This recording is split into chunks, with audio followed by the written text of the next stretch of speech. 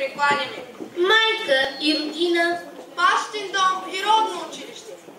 училището е оня храм на духовност, красота и величие, при които се връщаме през целия си живот. А учителят, личността, чийто образ носим скътан дълбоко в душата си сред най-скъпите образи. Поетичният рецитал в училището, традиция и приемственост изпълняват ученици от основно училище Добри Война. България, 5-вековна робска нощ, своята любка люлее, а тя разплакана, тъжна песен пее. И няма светлина, а само мрак и тъмнина, и ден, и нощ, и пак, безнадежден мрак. Боже, защо ни прати и страдание, непосилно наше изпитание? Лято Господне, 1800-то. Виждам керван, каруци, спокъшни на мъже и жени, побелели старци и невръстни дечица.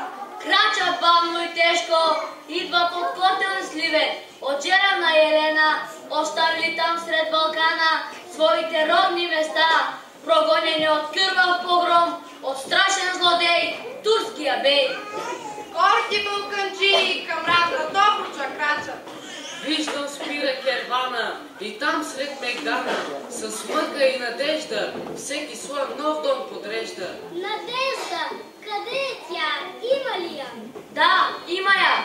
Вярата, надеждата и любовта, завещани от дедите, те изпълват душите. Вярата в Христа, Надеждата в доброто. Любовта към ближния. Добродетели, завещани от дедите, са тяхната опора. И камък по камък, с упование в Бога, черпа издигат свети Архангел Михаил и ме и дава. Ами децата, те толкова бързо растат и не питат мир ли е или война. ами за тях ще трябва школо. Той ще учи на добро и ще ни пази от зло. И камък по камък, упование в Бога, майки и бащи своето школо издигат, децата им да спират, на четно е писмо да ги учи. Да пазят българския род и да обичат своя народ, да знаят след робството и тъмнината, ще дойде свободата, а с нея светлината ще прогони вековния мрак. Лято, Господне, 1849-то, в ранната утрина есен, детски гласчета и песен, извън на камбана, идващ от храма се сипат във хор и огласкат школския двор. И празник е за цялото село Гелинджик, събрано на звънчето от метния вик. И ето водашка, Бог Паскал, мъдъря от всички почитат, децата посреща и ги подрежда. И часът започва азбучната молитва. Аз се Богу моля с тия думи, Боже светотворче, що създаде видим свят и дивен свят невидим. Господ Дух прати ми ти в сърцето, да ме лъкне сламеното слово. Ръце дигам да получа мъдрост, да опиша чудесата Твое вдъхновено, да направя ясно Твоето слово за народа, на Светата Троица прослава, днес до век веков и гламина. Живо е святото дело и помни се старата притча. Голи са без книги всички народи и не могат да се борят с противника на своите души и готови са за плена на вечната мъка. Минават години. Здравствуйте, братушки, прозвънява и руски богатири препускат. Добруджа е свободна. България е свободна! А то селското школо, какво ли не видя, какво ли не изпати? Но остана въпреки чуждите борби за асимилация. Остана въпреки пожара, който през Румънска изпепели старата сграда. Училището остава, защото ги има хората, които пазят своите духовност и своите традиции, напук на всички асимилации. И не година, и не две, а цели 160 години. От тогава изминават. През 1969 година някогашното село Гелинджик Димитър Ганево е село Победа.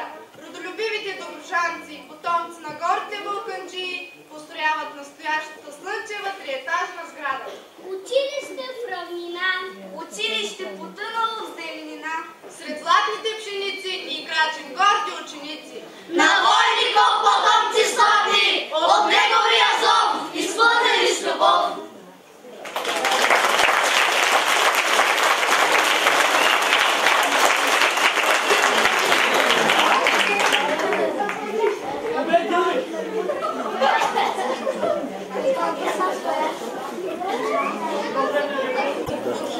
В 1942 година училището приема името на Добри войник, рожденец и водител, учител и драматург. Комедията Криворазправя цивилизация, авторът успива момчетата и туризма и всичко опра и глупата, слава и прехода. Учители и ученици от основно училище Добри войник ще представят сцена от пиеста Криворазбраната цивилизация.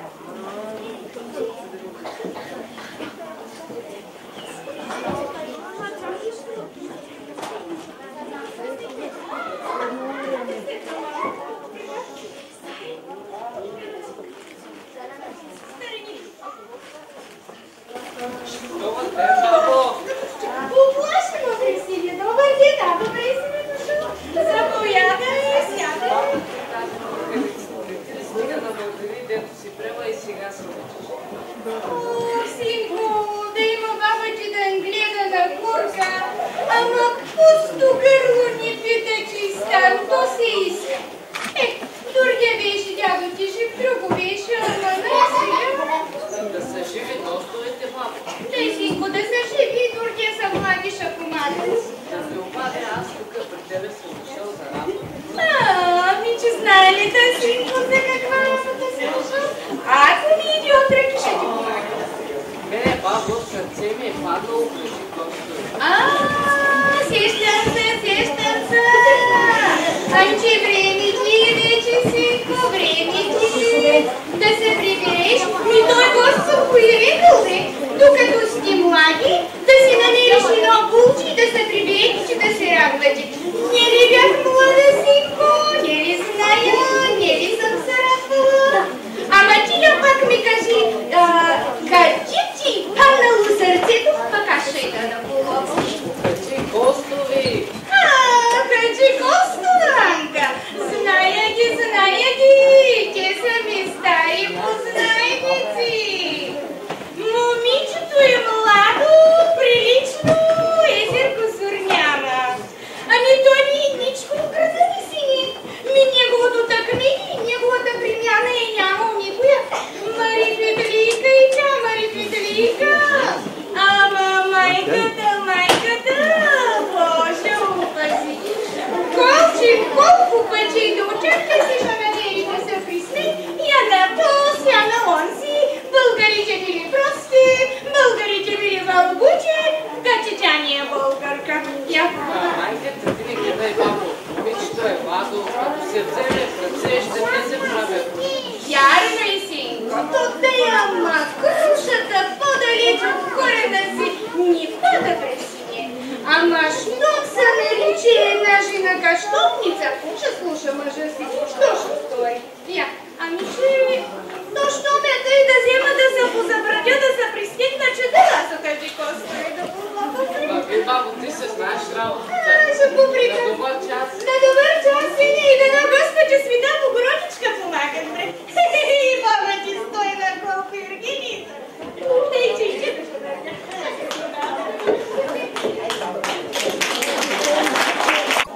Уважаеми дами и господа, позволете ми от името на директорите на училище в община Добричка да поздравя колектива на училището Добри Войников с 160 годишния юбилей и своята колежка госпожа Тошкова, която ръководи това училище, както и всички ученици в училището. Искам да пожелая първо живот и здраве на всички, да запазят възрожденския дух, с който работят, и дано тази камбана, която символично им подаряваме, да звучи и след още толкова години в училището. И тъй като времето е най-добрият съдник и там във времето оцеляват най-значимите неща, в този албум да запечатат значимите неща, хубавите неща в училището, защото той ще е малко, те ще бъдат много.